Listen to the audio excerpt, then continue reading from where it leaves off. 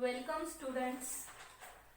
Last lecture we have seen up to the supplementary units and sign conventions to use the SI unit. Okay, SI unit कसं वापरायचं याबद्दल आपण शिकलेलो होतो. तर आपण या ठिकाणी आता डायमेन्शन्स अँड डायमेन्शनल अनालिसिस हा पार्ट स्टडी करणार आहोत. व्हिडिओ लेक्चर नंबर आपला किती आहे? 4 नंबरचा आहे. या चॅप्टर मधलं unit means chapter number 1 units and measurement. Okay, तर आता डायमेन्शन्स म्हणजे काय किंवा dimensional analysis, what is mean by dimensional analysis and dimensions. Okay, we know the fundamental quantity. Which quantity? Fundamental quantity? 7 basic fundamental quantities. Which 7 basic fundamental? Length, mass, time, temperature, luminous intensity,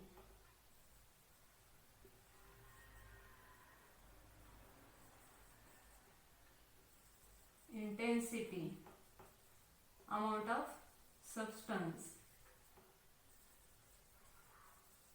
current. These are the 7 basic 1 2 3 4 5 6 7. These are the 7 basic fundamental quantity. Basic physical quantity आपण म्हणतो, पण त्यालाच आपण fundamental quantity असंही नाव दिलेलं आहे, कारण ह्या क्वांटिटी दुसऱ्या कुणावरती डिपेंड नाही मेजरमेंटसाठी. ओके, तर आता या ठिकाणी आपल्याला डायमेन्शन्स कशाला म्हणायचं हे मला तुम्हाला या ठिकाणी सांगायचं आहे. ह्या फंडामेंटलच्या 7 बेसिक क्वांटिटीज आहेत, तर त्यांचा यूज करून आपण कोणत्याही फॅक्टरचं युनिट शोधू शकतो. काय करतो तर युनिट शोधू शकतो. त्याला म्हटलेलं आहे डायमेन्शन्स. काय म्हटलेलं आहे त्याला? डायमेन्शन्स. मग त्याची डेफिनेशन आपण कशी करणार आहोत ते या ठिकाणी बघा. The dimensions of a physical quantity, मी या ठिकाणी डेफिनेशन लिहिते. The dimensions of a physical quantity are the dimensions of a physical quantity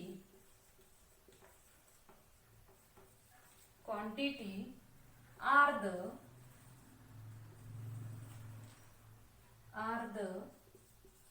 powers to which the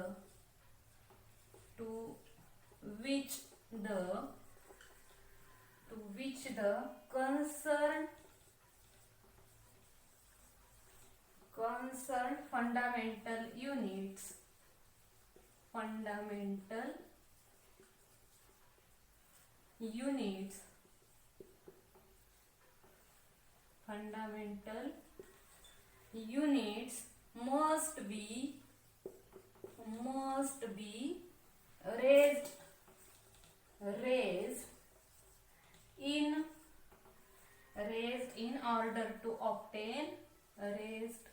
raised in order to obtain म्हणजे मिळवणे. to obtain the unit of given physical quantity. म्हणजे या ठिकाणी लक्षात घ्या आपण काय म्हटलेलं आहोत.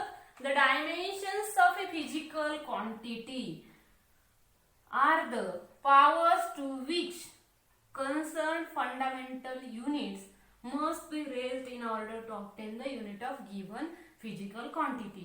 आता आपण आताच 7 बेसिक क्वांटिटी मी या ठिकाणी लिहिली आता. लेंथ, ज्याचं नोटेशन आपण या ठिकाणी येलो वापरणार. त्याच्यानंतर मास साठी नोटेशन्स आपण या ठिकाणी वापरणार m. त्याच्यानंतर पुढचं होतं टाइम साठी आपण वापरणार t. त्याच्यानंतर टेम्परेचर साठी वापरणार k. त्याच्यानंतर करंट साठी या ठिकाणी सिम्बॉल वापरणार I. त्याच्यानंतर अजून कोणती होती? अमाऊंट ऑफ सबस्टन्स, त्याच्यासाठी वापरणार मोल. ल्युमिनस इंटेन्सिटी, तर त्याच्यासाठी CD. या पद्धतीने आपण या ठिकाणी काय करणार आहोत, हे सिम्बॉल्स वापरणार आहोत. त्याच्यामध्ये फक्त 3 बेसिक सिम्बॉल आहे का ज्याचा मोस्ट ऑफ यूज त्या ठिकाणी होतो, तर ते आहेत एल, एम आणि टी, म्हणजे लेंथ, मास आणि टाइम. तर ह्या 3 जे काही फंडामेंटल क्वांटिटीज आहेत तर त्याचा यूज करून आपण नंबर ऑफ क्वांटिटी ज्या काही आहेत त्याची युनिट शोधू शकतो. कोणत्या क्वांटिटी? ज्या डिराइव्ड क्वांटिटी आहेत त्या. आलंय लक्षात? मग फॉर एक्झाम्पल मी या ठिकाणी फर्स्ट एक्झाम्पल घेते, व्हेलॉसिटी. काय व्हेलॉसिटीचा फॉर्म्युला? Displacement upon time. आलंय लक्षात? Displacement upon time. मग डिस्प्लेसमेंट म्हणजे काय? किती अंतर. अंतर म्हटल्यानंतर विच इज द लेंथ, म्हणून मी या ठिकाणी एल लिहिला आणि खाली टाइम म्हणजेच या ठिकाणी मी टी लिहिला. एल आणि टी हे सिम्बॉल मी त्या ठिकाणी दिले. आता इथं काय म्हटलेलं आहे बघा, powers to which the concern fundamental unit. मग यांचे जे पॉवर्स आहेत, पॉवर्स म्हणजेच आता या ठिकाणी डिस्प्लेसमेंट क्वांटिटी किती आहे? एकच आहे. टाइम क्वांटिटी किती आहे? एकच आहे. म्हणून मी या ठिकाणी दोन्हींच्या डोक्यावरती 1 1 त्या ठिकाणी लिहिलं. म्हणजे एवढंच करून झालंय का डायमेन्शनल अनालिसिस? नाही. तर ही लिहिण्याची एक पद्धत आहे, तर त्याला स्क्वेअर ब्रॅकेट मध्ये ह्या व्हॅल्यू लिहिल्या जातात. मग मी अगोदर एल, एम आणि टी हे सिम्बॉल त्या ठिकाणी लिहून घेतले. आता एल फॉर लेंथ आहे, एम फॉर मास आहे, टी फॉर टाइम आहे. मग लेंथ क्वांटिटी प्रेझेंट आहे, किती आहे ती? 1, म्हणून मी या ठिकाणी 1 लिहिला. एम किती आहे? काहीच नाही, म्हणून मी त्या ठिकाणी 0 लिहिला. आणि टाइम किती आहे? 1 आहे, म्हणून मी त्या ठिकाणी 1 लिहिला. आलंय लक्षात? हा, अजून एक 1 हा डिनॉमिनेटरला आहे, न्यूमरेटरला घेताना त्याचं साइन काय होणार आहे? निगेटिव्ह येणार आहे. आलंय लक्षात? म्हणजेच याच्यासाठी काय काय प्रिकॉशन्स घेतल्या पाहिजे? आलंय लक्षात? तर ते म्हणजे स्क्वेअर ब्रॅकेट मध्ये व्हॅल्यू तुम्ही लिहिणार. त्याच्यानंतर काय करणार तुम्ही? पॉवर्स किती आहे ती क्वांटिटी एक वेळा आलेली आहे का 2 वेळा आलेली आहे ते त्या ठिकाणी त्याच्या डोक्यावर पॉवर्सच्या फॉर्म मध्ये लिहिणार. तिसरी गोष्ट त्या ठिकाणी जी क्वांटिटी प्रेझेंट नाही त्याच्यासाठी तुम्ही 0 सिम्बॉल वापरणार. आलंय लक्षात? आणि जी क्वांटिटी डिनॉमिनेटरला आहे तिला न्यूमरेटरला घेताना त्याचं साइन कन्व्हेन्शन त्या ठिकाणी बदलणार आहे, साइन मात्र त्या ठिकाणी निगेटिव्ह येणार आहे. तर हे एक फॉर एक्झाम्पल मी या ठिकाणी सांगितलेलं आहे. आणि हे लिहिताना फक्त आणि फक्त स्क्वेअर ब्रॅकेट यूजच केला पाहिजे. जर तुम्ही स्क्वेअर ब्रॅकेट टाकलेला नसेल, 1 मार्कांसाठी जर क्वेश्चन आलेला असेल तर त्या ठिकाणी तुम्हाला 0 मार्क्स दिला जाईल. आलंय लक्षात? MCQ याच्यावरती विचारले जातात. तर write down the dimensions of velocity. मग व्हेलॉसिटीचे डायमेन्शन्स तुम्हाला विचारलेले असतील किंवा मग गिव्हन खाली दिलेलं असेल ऑप्शन आणि फाइंड द किंवा म्हटलेलं असेल डायमेन्शन्स ऑफ व्हेलॉसिटी इज ... मग तुम्ही काय लिहिणार त्या ठिकाणी? हे डायमेन्शन्स तुम्हाला तिथे लिहिणं अपेक्षित आहे, ते पण अशाच पद्धतीने. तर त्या ठिकाणी तुम्हाला 1 मार्क दिला जाईल. आलंय लक्षात? तर मग आता या ठिकाणी मी हा पार्ट रब करते. अजून काही एक्झाम्पल्स आपण या ठिकाणी स्टडी करणार आहोत, ते आपण बघूया.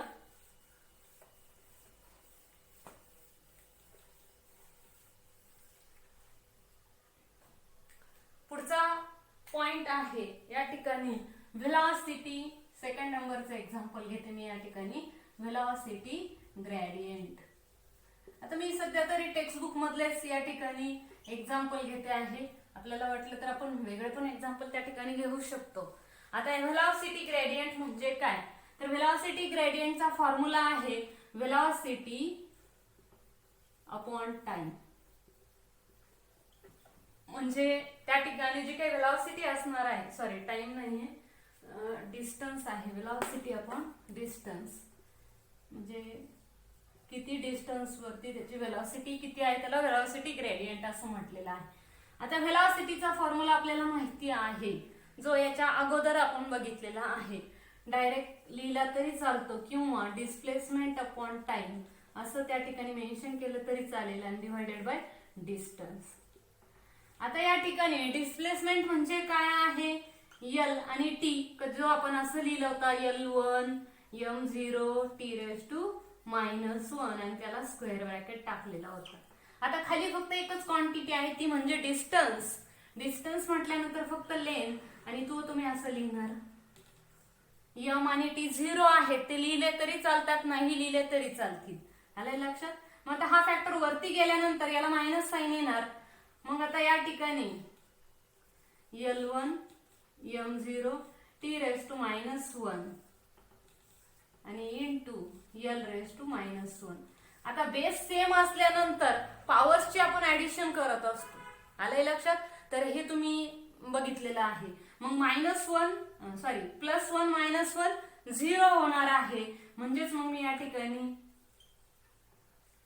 याचं काही जे डायमेन्शनल अनालिसिस आहे ते या पद्धतीने येईल. L0 M0 T raise to -1. Okay. Then next example आपण या ठिकाणी बघणार आहोत ते म्हणजे चार्ज. आता पुढचे आपण फक्त LMT चे 2 एक्झाम्पल बघितले, पण चार्ज म्हणजे करंट, तर तो आपल्याला त्या ठिकाणी बघायचा आहे. तर त्याचा फॉर्म्युला म्हणजे थर्ड एक्झाम्पल म्हणते मी या ठिकाणी. चार्ज काय? चार्ज मग चार्ज म्हणजे current into time. Current into time. Current into time. आता करंट ही क्वांटिटी तुम्हाला त्या ठिकाणी कशात मेजर केली जाते त्याच्यासाठी सिम्बॉल वापरलेला आहे आपण I इंटू टाइम साठी T. आलंय लक्षात? तर मग आता या ठिकाणी LMT हे बेसिक लिहून घ्यायचे आणि नंतर शेवटी I लिहायचं. L किती आहे? 0 आहे. M किती आहे? 0 आहे. T किती आहे? 1 आहे. I किती आहे? 1 आहे.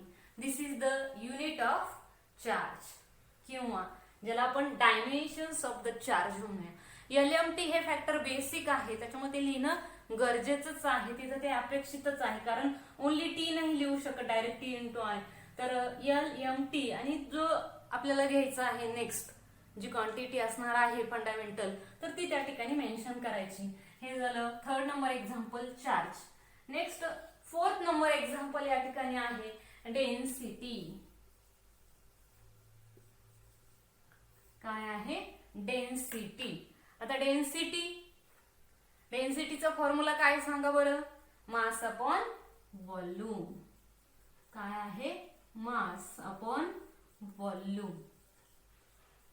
मास साठी M आहे. व्हॉल्यूम म्हणल्यानंतर length into breadth into height, म्हणजे L इंटू L म्हणजेच काय लिहिणार? L raise to 3. मग इथं काय लिहिणार? L raise to -3, M raise to 1, T raise to आहे का T? नाही, म्हणून 0. ओके, कळालं इथपर्यंत? L रेस टू -3 वरती नेलाय, निगेटिव्ह साइन आलं. M आहे 1, T आहे का? नाही, म्हणून 0. L raise to -3, M raise to 1, T raise to 0. Okay. Then आता या ठिकाणी नेक्स्ट एक्झाम्पल आपण बघणार आहोत ऍक्सलरेशन.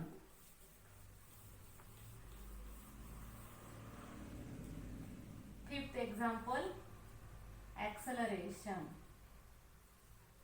काय ऍक्सलरेशनचा formula? Acceleration is equals to velocity upon time. बरोबर की नाही? Velocity upon time. आता वेलॉसिटीचे जर डायमेन्शन्स आपण शोधलेले आहेत तर ते डायरेक्ट लिहिले तरी चालतील, नाहीतर विथ फॉर्म्युल्याने तुम्ही लिहिले तरी चालतील. आता आपण शोधलेले वेलॉसिटीचे डायमेन्शन्स अगोदर, त्यामुळं मी या ठिकाणी डायरेक्टली लिहिते. काय होते? लेंथ अपॉन टाइम, म्हणजेच L raise to 1, T raise to -1. M मी या ठिकाणी मेन्शन केलं नाही, तुम्ही शेवटी लिहिणार आहे. आणि इथं T रेस टू 1. आता मी या ठिकाणी लिहिते L, M आणि T. L किती आहे? 1 आहे, म्हणून मी 1 लिहिला. M काय आहे? 0 आहे. आणि T काय आहे? हा +1 आहे. न्यूमरेटरला गेल्यावर -1 होणार. -1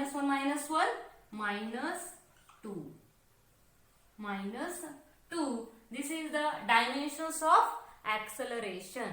L1 M0 T raised to -2.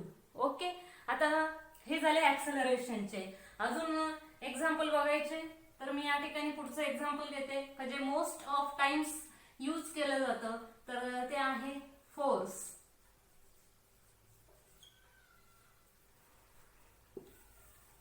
Force example आपण बघणार आहोत. मी हा पार्ट रफच करते. तर 6 नंबरचं एक्झाम्पल फोर्स. काय आहे फोर्सचे डायमेन्शन? Mass into acceleration. काय आहे? Mass into acceleration.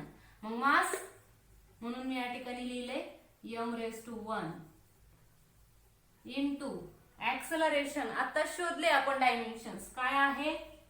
l⁻⁴, m⁻⁴, t⁻². ज्याचे डायमेन्शन्स माहिती असतील त्याचे डायरेक्ट टाकले तरी चालतात. तर मग इथं काय येईल? l⁻⁴, m⁻⁴, t⁻². काही ज्या क्वांटिटी आहेत त्याचे डायमेन्शन्स आपल्याला पाठच करून ठेवावे लागतील, कारण ते आपल्याला कोणत्याही फॉर्म्युल्यामध्ये लागतात. म्हणजे सपोज व्हेलॉसिटीचे डायमेन्शन्स, पुन्हा ऍक्सलरेशनचे, तर अजून फोर्सचे डायमेन्शन्स ते माहितीच असावे लागतात का जेणेकरून ते आपल्याला एक्झाम्पल मध्ये वापरता येतील. आलंय लक्षात?